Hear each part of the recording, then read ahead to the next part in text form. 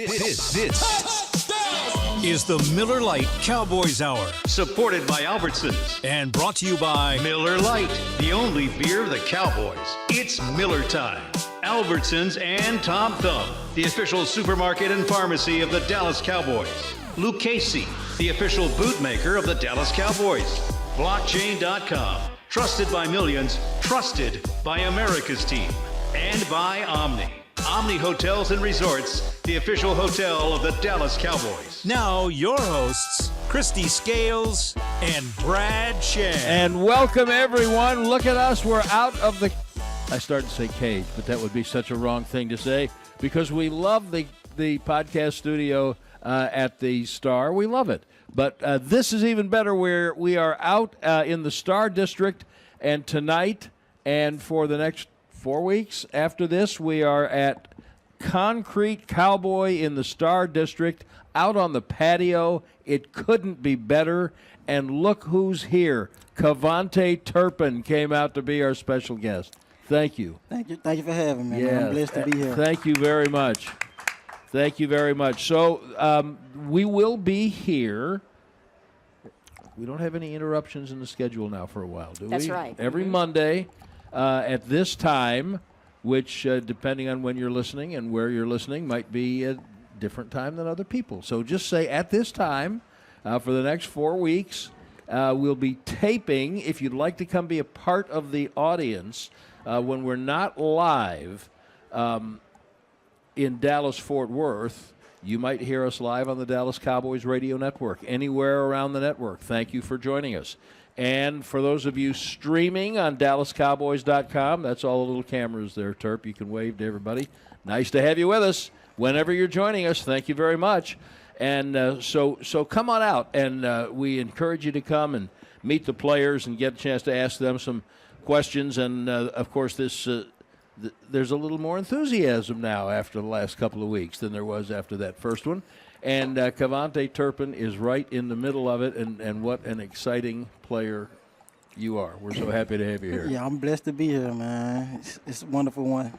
And this is KaVontae. He says it's his first national radio show. Really? Across the radio Look network. at us. So we're very privileged to have you. And your story is so inspiring because there aren't too many 26-year-old rookies in the NFL, and 5 different leagues now in the NFL. And I have to ask you, because you played here locally at TCU, but I'm sure that you envisioned what it would be like to be in the NFL and be a Dallas Cowboy.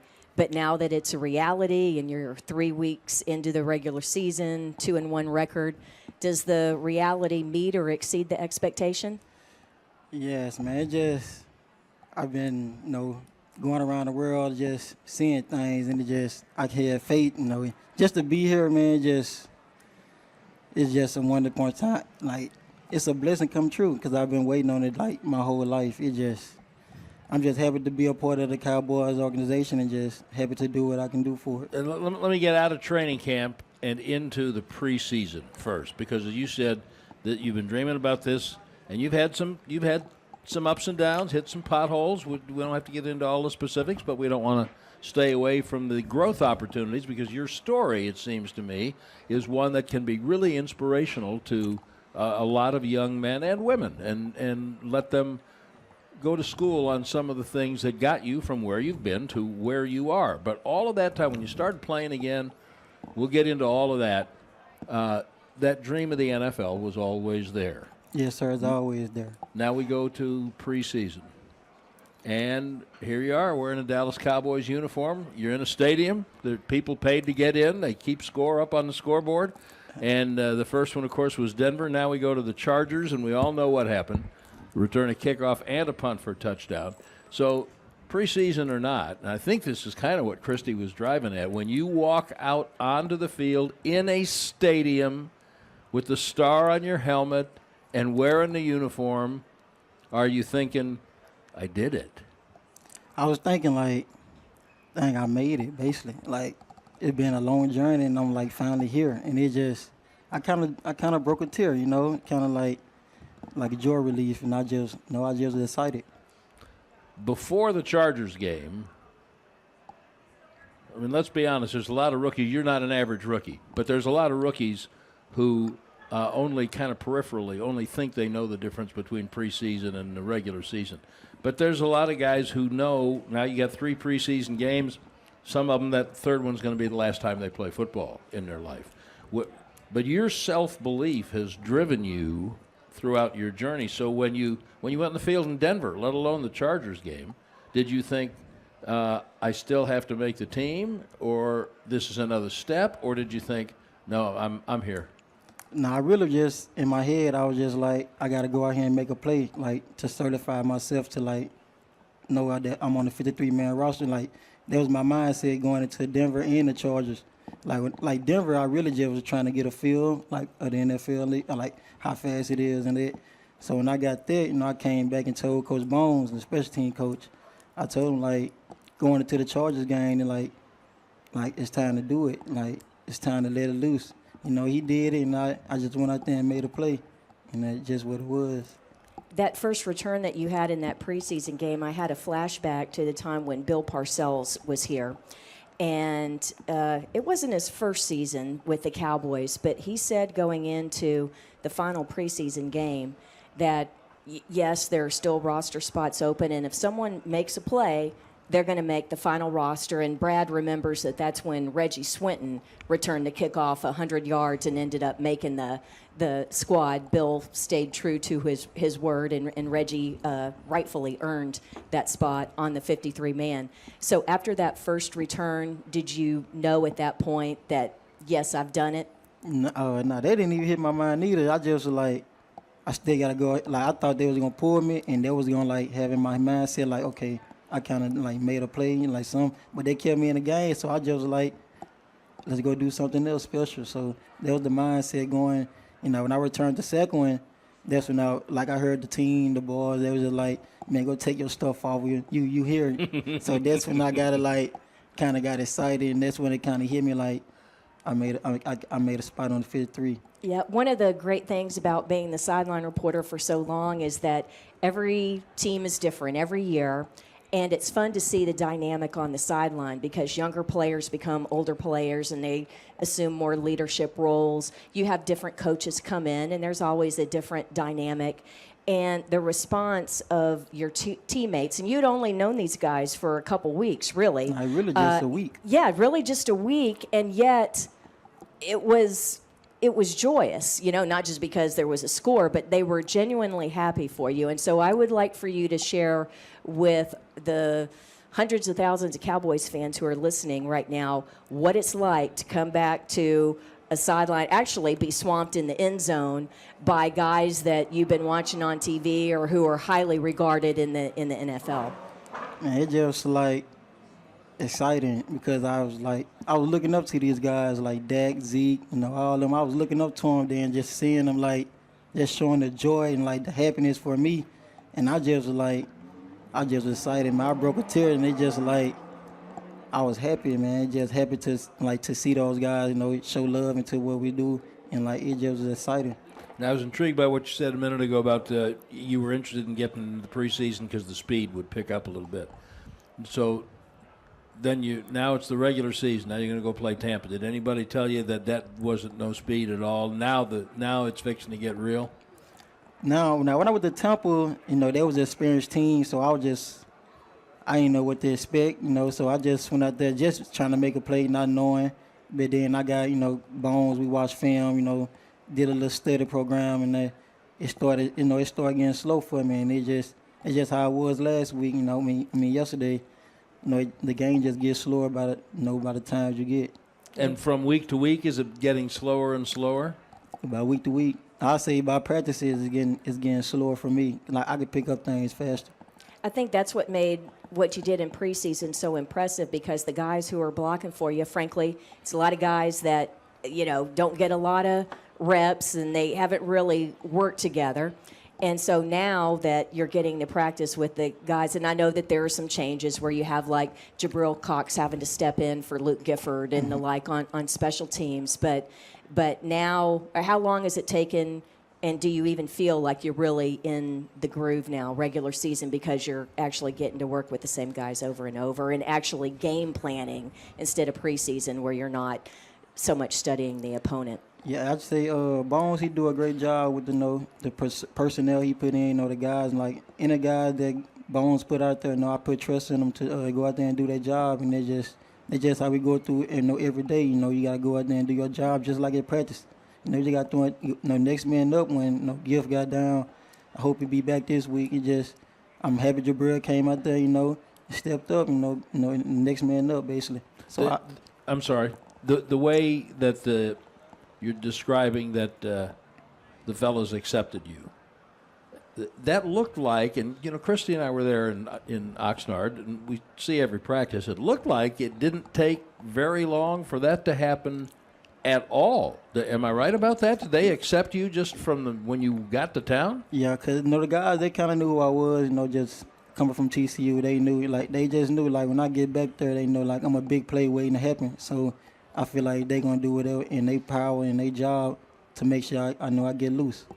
So I was talking to C.J. Goodwin before the regular season started, before the first game, and they don't have permanent captains, but if they had a permanent captain in the special teams, it would be C.J. Goodwin. For sure. He's one of the best special teams players I've ever seen.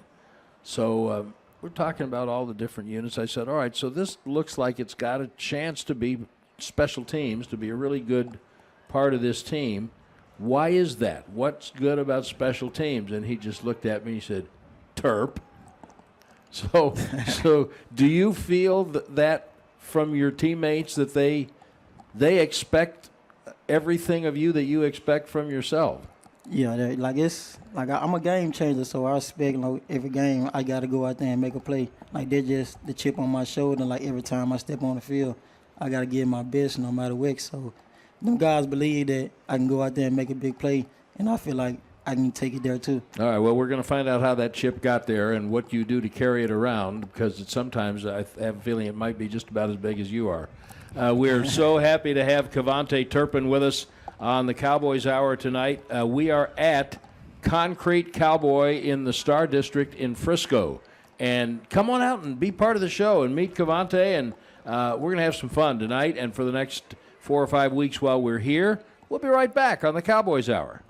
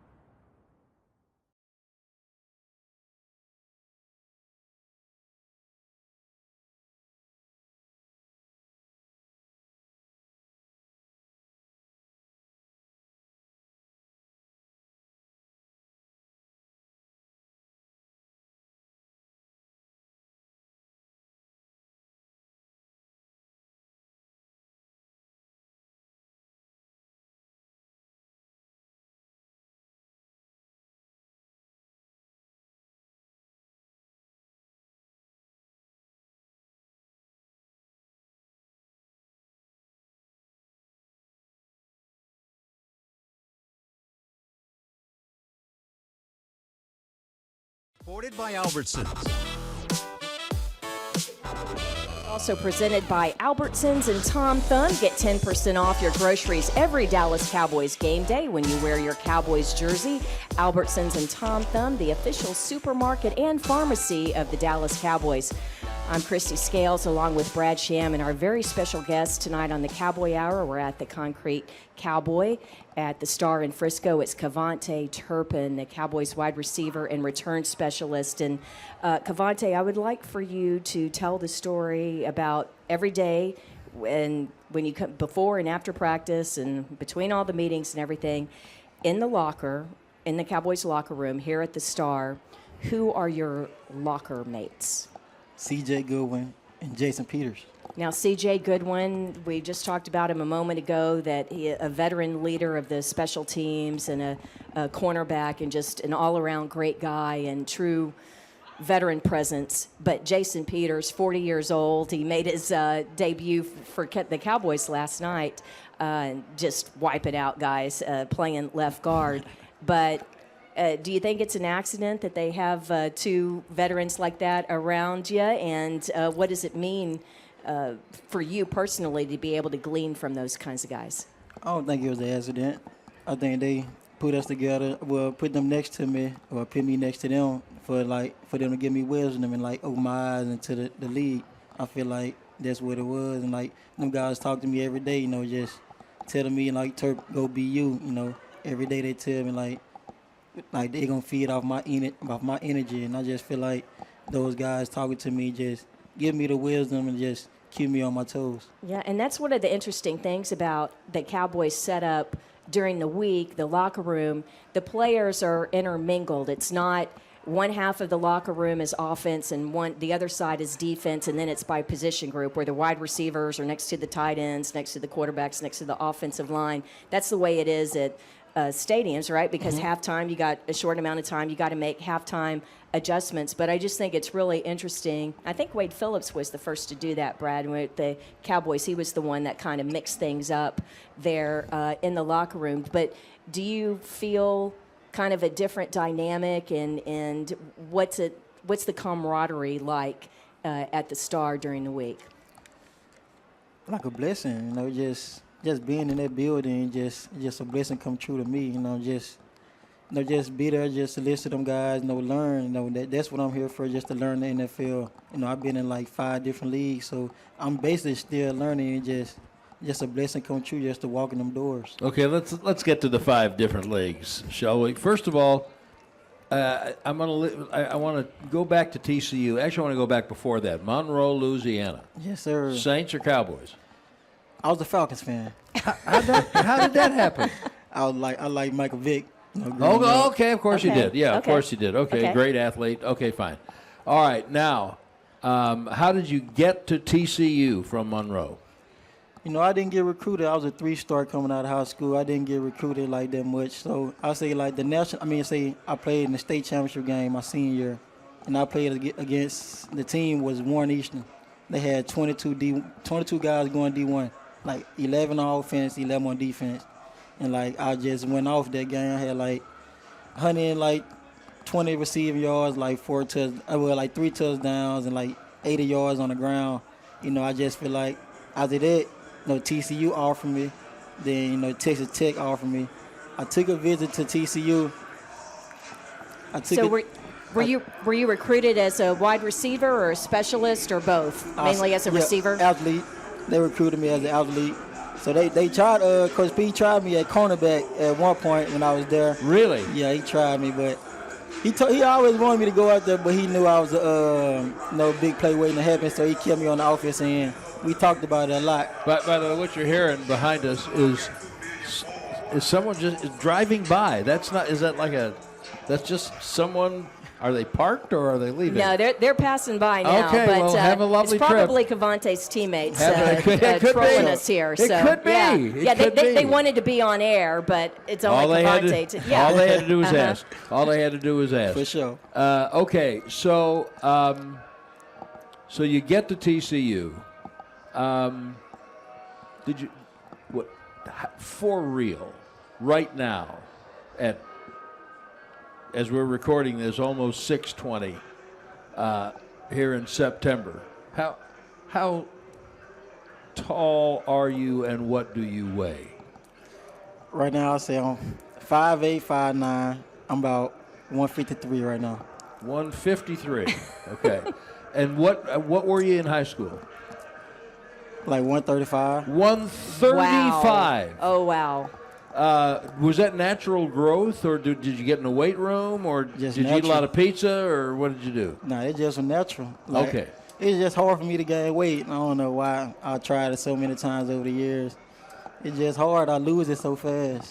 Do you think that is why you weren't offered by more schools quicker? Yeah, a lot of schools, like, I went to the Alabama count, went to the LSU count. You know, I did my thing. They just told me I was too small. And they told you flat out? Yeah. Yeah, okay. So you weren't too small at TCU, and then you go on, you had this great career at TCU, and you're all Big 12 as an all-purpose player. And what did you think about your prospects to play after college once you had done that and proven yourself in the Big 12? Or were you even thinking about it? I really didn't really think about it. You know, when I got there, I had the mindset I got to prove everybody wrong. You know, I still got that mindset to this day. You know, when I went up there, that just was my mindset. I know people look down on me and that's just my mindset. I had to prove people wrong.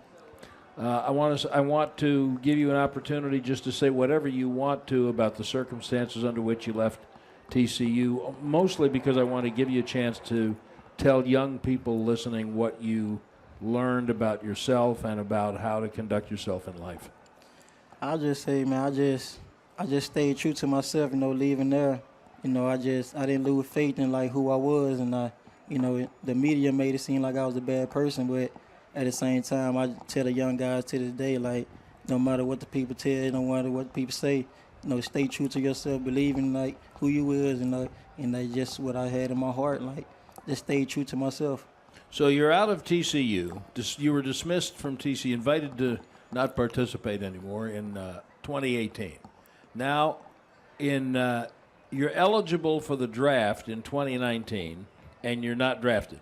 Not drafted. Because you're 5'8" and 100. Were you up to 140 then? I said I was like 160 then. 160? Yeah, I was working out hard with an ed pick and forward. I was like 160 then. All right. So you don't get drafted. Now, some of the leagues, I like to think that I pay attention, but there's a couple of these leagues that I am not familiar with. So your first stop is the Indoor Football League, which I am familiar with the Frisco Fighters. Yes, but sir. COVID knocked it away. So there's no league. But how did you find them, and how did they find you? Man, I was in Monroe, Louisiana. I was sleeping on my mama's couch. You know, and, Coach Clint Denzel, he gave me a phone call, asked me did I want to come play. So I got to stop you for 1 second because Joe Trahan from the Cowboys PR staff and I worked together with the Dallas Desperados. And Clint Dozell was the quarterback and later went on into coaching. So I know Clint very well and know that he would look at you and say, especially in indoor football, I know what this young man can do. For sure. Okay, so Clint finds you. Go ahead. Sorry for the interruption. No, you're okay. Clint called me, asked me did I want to come play indoor. You know, that's the first time I got a call from in the league, and I was just like, yeah, let's go. Did you know even that there was indoor football? No, that was my first time even knowing about indoor football, and I was just like, come on, let's go. I just need to go do something. If they'd have had the season, except for COVID, would you have had to play both ways, defense and offense? And had you ever played DB? I played safety. That's my first position I played growing up. I played quarterback and I played safety. Okay, so would you have played here? Yeah. Would the games have been right here in the Ford Center? For sure. How about that? Ford's Okay.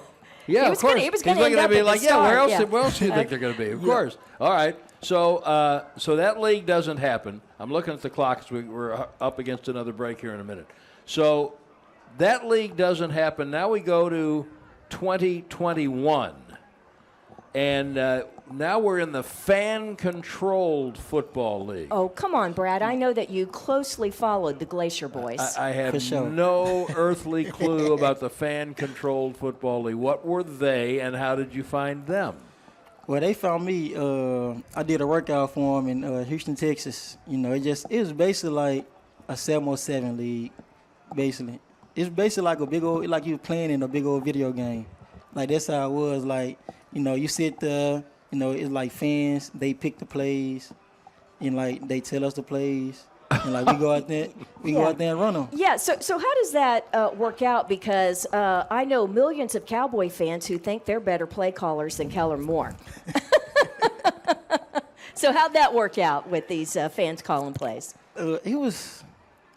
I'm gonna tell you the truth. It was crazy, wasn't it? Yeah, it was crazy, but me and my quarterback, DeAndre Francois, like, we just out there running our own stuff. Yeah, okay. Whenever they send in, we're going to do what we're going to do. Yes, sir. Now, where had he been, and where is he now? I think he just got a XFL draft invitation, so I think he's going to the XFL this year. So- Was that in Atlanta, the fan-controlled league? Yeah, Yeah. yes, So ma'am. so everyone's all kind of like USFL, Yeah, we where was in a everyone bubble. was in Birmingham. Yeah, we was You're in the bubble. They're in Atlanta. Okay, 6 games, caught 13 balls, 4 touchdowns, and then that ends, and you go to the Spring League. And Brad, I know you closely followed the Sea Lions of the Spring the League. Sea Line. Now, where the hell are they? Well, where And what every is- Sea Lion would be, right in the middle of Texas. And where? Yeah. Where were the Sea Lions? And how did you find? Do you have an agent guiding you to all of this stuff, I didn't have an agent. I was doing it on my own. dude? Yeah. How did you find the Spring League? A coach named Coach Smith, he had got in touch with my moms. He knew my moms from a long time. And he like offensive line coach. You know, he got in touch with my moms and asked me did I want to come play. And I was like, yeah, and like I'll come do anything at this point. So I just went up there, played. I think they had it located in Houston, Texas. And what are you we're getting paid like $100 a game or $150 a game? Yeah, it's like $200 a game. And I'm serious about this. Then we got to take our next break, and then we're going to pick up this travelogue. When you're going through all of this, did the thought ever occur to you, somebody somewhere does not want me to stop playing football yet? I had that in my head, like, but I really didn't care what people say. I just was out here I'm going to continue to chase my dream no matter what, and I didn't care what people had to say. And you must have a lot of friends who, when you tell them this, they say, "Yeah, but man, that ain't chasing no dream. When you're playing for $200 in the Spring League, what dream are you chasing doing that?" But I just said I wasn't in it for the money. You know, I wasn't in it for the money. I was in it for the game. You know, I love football, and I never was in it for the money, and like never was. I never thought about the money. You know, I just love the game of football. By the way, as you have success and stay in this NFL for a while, don't tell them that you don't care about the money. You're in a whole different deal right now. KaVontae Turpin's our guest. We are on the Cowboys Hour, the Miller Lite Cowboys Hour at Concrete Cowboy in the Star District in Frisco. I'm Brad Sham with Christy Scales. We'll be right back with KaVontae Turpin after this.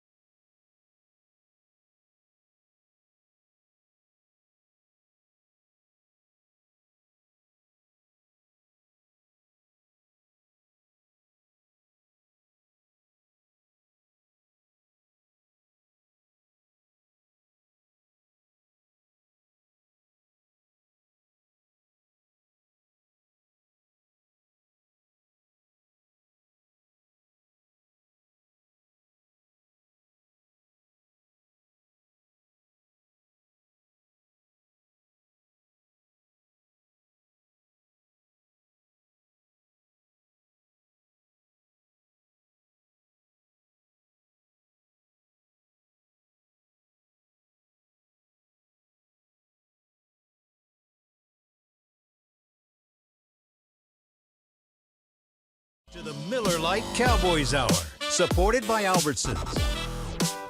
The Cowboys Hour is also supported by Lucchese, the official boot maker of the Dallas Cowboys. I'm Christy Scales along with Brad Sham, and our very special guest is Cowboys wide receiver and return specialist KaVontae Turpin, and we're going through his journey between TCU and the NFL, where with the Cowboys, 26-year-old rookie, and we've made it through the fan-controlled football league with the Glacier Boys, the spring league with the Sea Lions, and then before you get to the USFL, this time a year ago, last fall, the European League of Football with the Wrocław Panthers in Poland going against the Hamburg Sea Devils and the Leipzig Lions. How did you wind up in Poland in the European League? Man, look, well, I had an agent by this time. Okay. Yeah. Oh, Yeah. right. Big 'Cause time I know now. you didn't Big just find time. your way to Poland. Okay. Yeah, well, I had an agent by this time. You know, he came and just like, do you want to go to Germany and like Europe? And I was thinking like, no, I don't want to go. 'Cause I was thinking like something else was gonna come up, but then nothing else come up. And he came back around, and I was like, yeah, let's go. So they signed me for like the middle to the end of the season. And I went out there, you know, it was nice. You know, I had a great experience, you know. But when I went out there, it basically just like I was teaching and like being a leader when I went out there, because most of the guys, they really didn't know like American football basically. So that's when I went out there. I say it helped me become a better leader and a better teacher, like in the essence of the game. Who was your coach? His name was Koba Samuel. Was he a Polish guy? Yeah, he was a Polish guy. And what was it like living in Poland? I mean, you and I talked a little bit about this the day that after your first practice and you met with the media and kind of pulled you aside afterwards to talk about the experience of living overseas where, you know, it's a different language, totally different culture, different foods, but it sounds like you really embraced that opportunity. Yeah, I embraced, you know, I took advantage of the opportunity. And I say like it was live, like living in Poland, you know, just living somewhere in a different country. Just that's my first time like going out the country. So I just made every effort of it and just try to live it. And that's a neat city, Breslau. If you know, Is that where it is? It used to be Breslau? Breslau became Wrocław after after the war. It became Polish instead of German.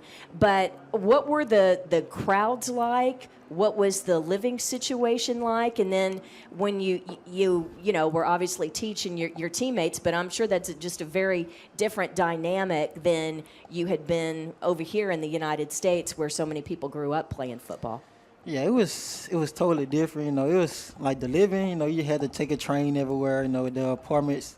It looked like abandoned. Like going in, it looked like abandoned building, basically like old. But it was nice. And when you walk in, it's like nice. You know, I didn't expect that. You know, just coming from the United States, I thought it was gonna be handy dandy. But it was nice though, and I say like, it was nice just living in there. You know, just adapting to their lifestyle. You know, what got to me was the bad thing. I say like the time difference. Really? Not the language? I know. I didn't even try to like. Get I was going to ask you what words you learned in Polish. Yeah, I but- didn't even try. Like, I knew the guys were talking to me when they were speaking English. Okay. Yeah, they were speaking English, so I knew they was talking to me. So the time difference was the big thing for Yeah, you. like it was time difference was a mud. Okay, I got to ask you this because Christy mentioned food. Now, you know, we've been to, with the Cowboys, we've had the chance to go to literally all over the world. A few years ago, we went to England. England. They speak English. Mm-hmm. Guys didn't want it. I don't want to go to England. I don't know about the food. It was unbelievable.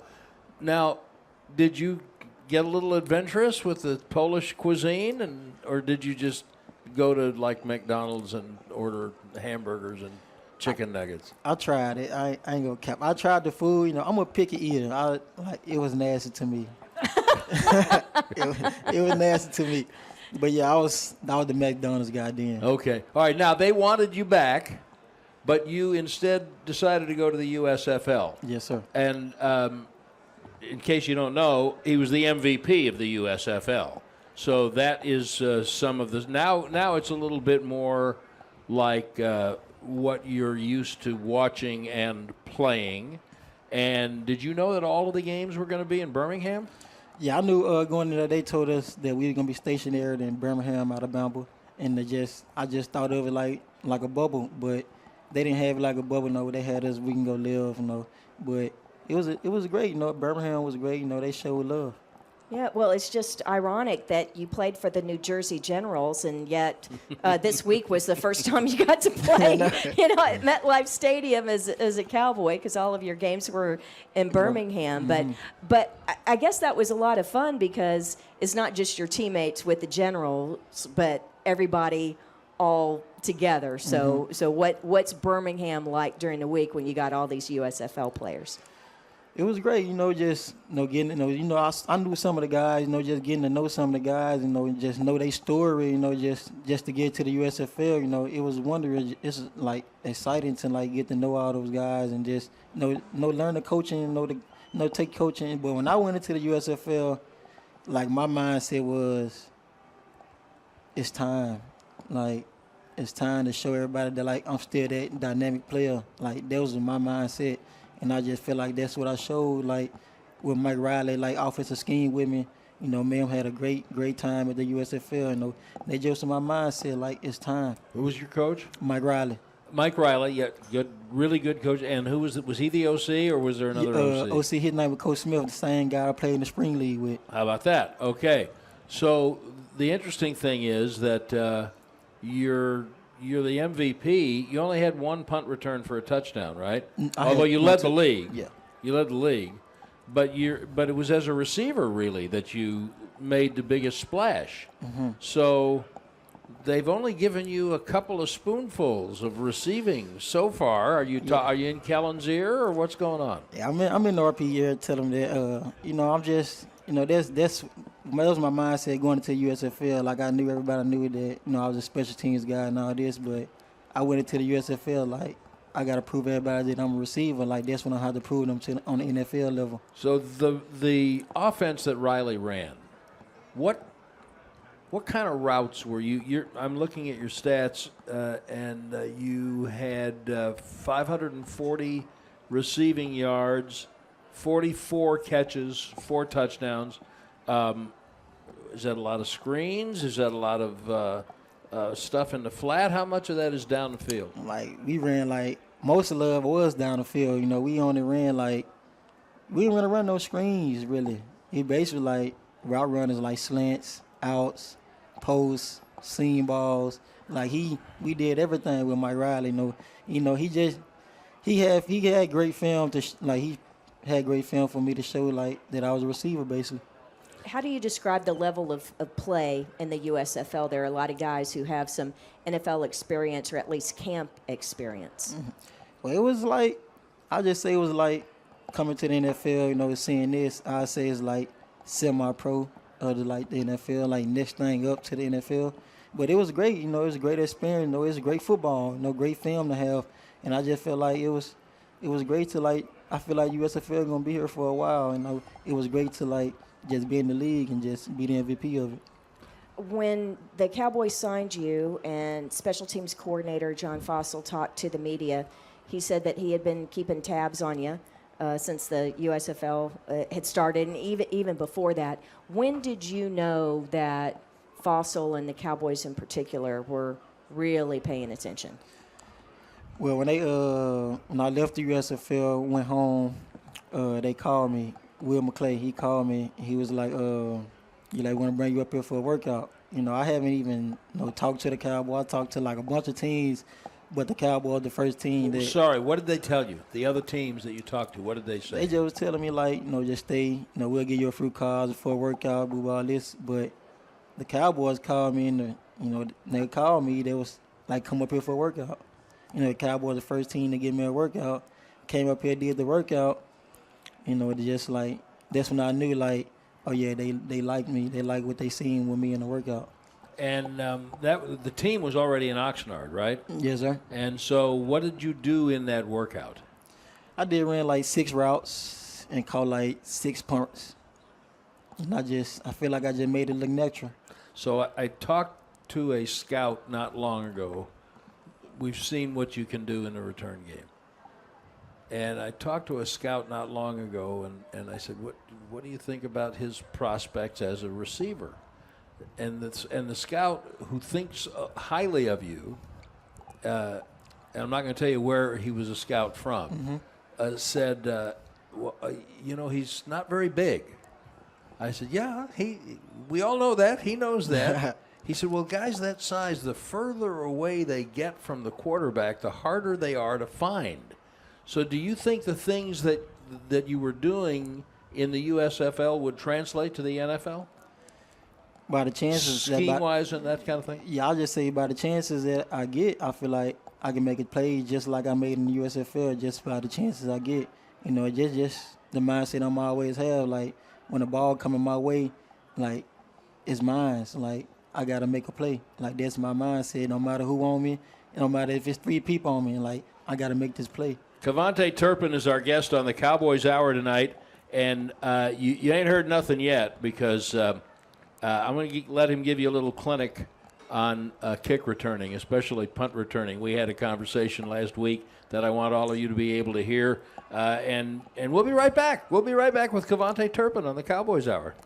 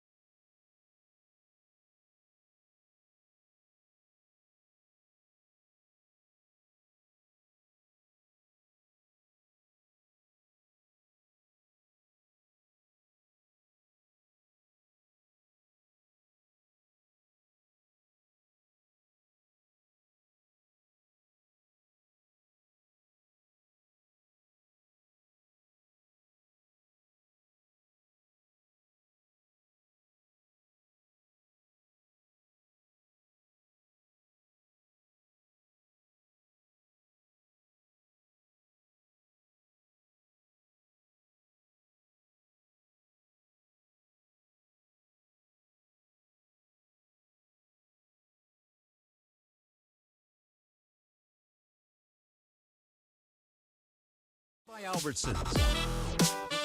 The Cowboys Hour is also supported by Papa John's. Better ingredients, better pizza, Papa John's. I'm Christy Scales alongside Brad Sham, and our special guest on the Cowboy Hour tonight is Cowboy wide receiver and return specialist number 9, KaVontae Turpin. And Brad, I know you want to talk to KaVontae about punt returns, but in your mind, KaVontae, what is it? You're not a punt returner or a wide receiver? What are you in?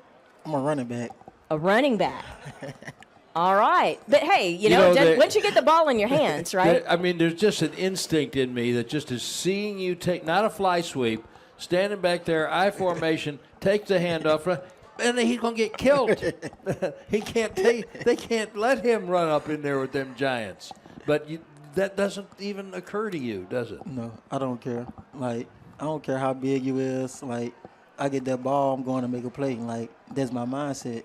Okay, so last week, Turp and I were having this conversation. I was listening, and I want all of you to get a chance to hear this a little bit because this stuff fascinates me. I noticed in training camp, watching when you were in punt return drills, that there were sometimes some punts, depending on what the coverage was and how high the ball was and whatever, that you would take just a little half step, a little slide step, one direction or the other.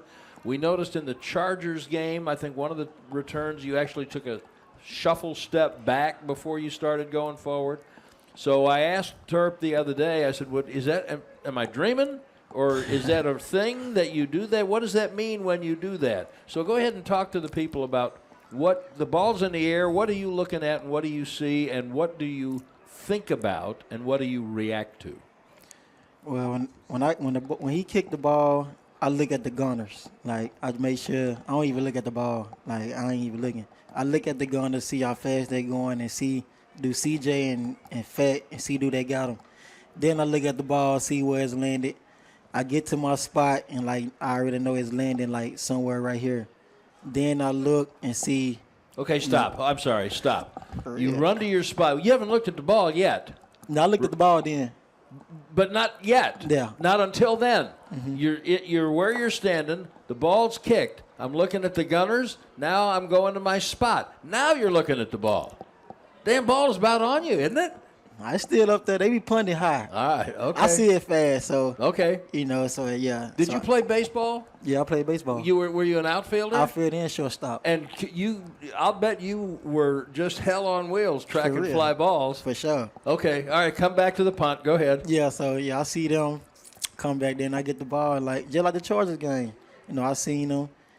The punter, the gunner, he got close to me. I know that they can't hit me before the ball get there. So well, they're not supposed to. Yeah, they're not supposed to. So, I get the ball. He dove. I took a little shuffle step back. I practiced that on, in practice. Like, I do the little step back, just for room, basically, like a missed step. I know guys not expecting that, so, that's what I do. And basically, just separation. Yeah, and so I'm sorry, Christy, the step doesn't come till after you've located the ball. Yes, sir. You've gone through all those other things. The reason I'm asking you this is, if fans are watching you, whether it's at AT&T Stadium or on television, and you're back there, if they see you, balls in the air, they don't care about the gunners. But if they see you take that little step, I'm not afraid of catching. You have seen something. Yes, sir. I'm not afraid of catching at all. If you see that step, I'm not afraid of catching. Get ready. Yeah, for right? sure. Okay. I'm sorry. Go ahead. Well, being a punt returner at AT&T Stadium poses a unique challenge because it's the only stadium that has a center-hung digital board. Tell me about now,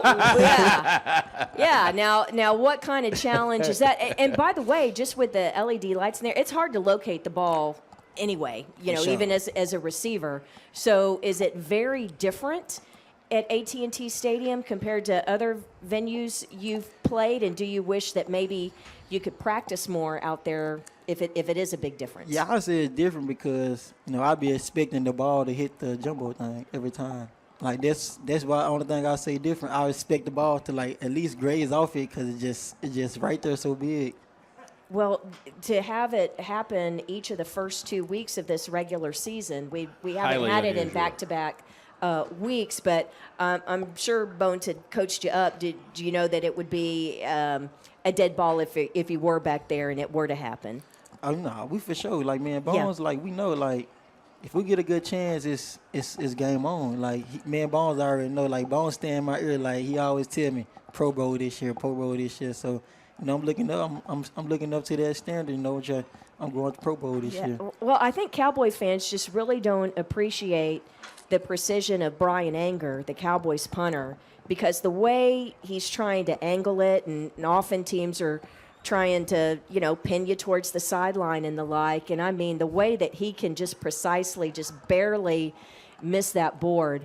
But from the punt returner standpoint, when you know that they're going to try and drive, like Bones was talking today about what a great play you made in fielding the punt in the game against the Giants, just going back and catching it and towards the sideline and everything. What's it like, and how do you even know how close you are to the sideline when you're having to try and pay attention to so many other things? I'll just say, like, working with Brian every day, like, Brian know just when we doing, like, just say we doing, like, punt return, like, he'll give me kicks that he expect guys to kick to me, so he helped me with that, in practice. And, like, I just feel like, with his help, that's what make the game kind of, navigate and come slower to me by the stuff we do in practice. And could you talk about the difference when you have a left-footed punter and a right-footed punter? I don't like left-footed punter. I don't like left-footed. Because? The ball just stay there. It don't, like, right-footed punters, like, the ball, it'll flip over and you will see it, like, the nose is, and I say left-footed punter, like, it's hard to really catch a left-footed punter because it's just standing there just spinning. Like, you will think it's going to land in your spot, but it'll land like 5 yards in front of you because the nose won't turn around. It's interesting because the special teams coordinator that was here several years back, Rich Bisaccia, who's now with the Green Bay Packers, at that time, I believe it was 3 out of 4 punters, and maybe even at one point, all 4 punters in the NFC East were left-footed, including the Cowboys punter, Chris Jones, obviously. And so in practice, the punt returners are fielding Chris Jones's left-footed punts. But when they would play, like, non-division games, they're going against right-footed punters. And so Jeff Heath, who was the Cowboys safety and the backup kicker, so Cowboy fans remember when he had to go into game on the West Coast and kick off and then even kick an extra point. Anyway, he would have Jeff Heath punt in practice so that the returners could be used to having the right-footed spin. So the point is there's just so much more to it than fans understand. I have one more thing, though, because you're also the Cowboys kickoff returner. And so is it a different skill set returning kickoffs as opposed to punts? Yeah, totally. I say kickoffs are easy because, you catch the ball, you can run like 10, 15 yards and know exactly where everybody going. Now, punt is harder because, you got to watch people. You got to see if it's a good return ball, if it's a good fair catch ball. It's just a lot of things come into a punt return. Punt return, what you do with it is left up to your judgment, which you demonstrate to them game by game, week by week. Kickoffs, what percentage of the time are you told, I don't care where it is and what you see, don't field it, don't catch it, don't touch it? Well, Bones and Coach Mike McCarty, they told me, like, if it's over 3 yards, like, leave it. Like, but if I can catch it over 3 yards deep, like over 3 yards deep in the end zone. Like, if it's 3 yards and under, I can take it out. But I feel like some games, like, just say, like, going into halftime, like, like 50 seconds left on the clock, we need to play in the ball like 5 yards deep. I feel like they'll let me bring it out. Did you ever, we're short on time, but you're one thing I think that's probably been a constant from the time you started playing is you believe in your ability. For sure. I always believed in my ability, even in high school. Like, I knew that my skill set was different than other people's. Did you ever field a punt standing like inside the 10-yard line? No, I always felt catched. So people told you don't. I know you think you can do this. Well, back in high school, once you kick in the end zone, it was like that. But at TCU, like, I brought everyone out. I'm talking about a punt now. A punt? A punt. Oh, no. Punt, no. I always fair catch it under the 10. All right. Hey, listen, this is really fun. It's fun having you around, and you are great fun to watch, and we really appreciate you coming out here tonight. Appreciate it, man. Thanks for having me. Okay, now, is there some special dance when you score? No, I ain't got one yet. I'll have one for you next time. Okay, coming up. KaVontae Turpin for Christy Scales. I'm Brad Sham. Thank you very much for being with us. And don't forget, we will be right back here at Concrete Cowboy, the Star District in Frisco, next Monday night. Be here at 6 for the Cowboys Hour. This has been a production of DallasCowboys.com and the Dallas Cowboys Football Club. How about this, Cowboys? Yeah!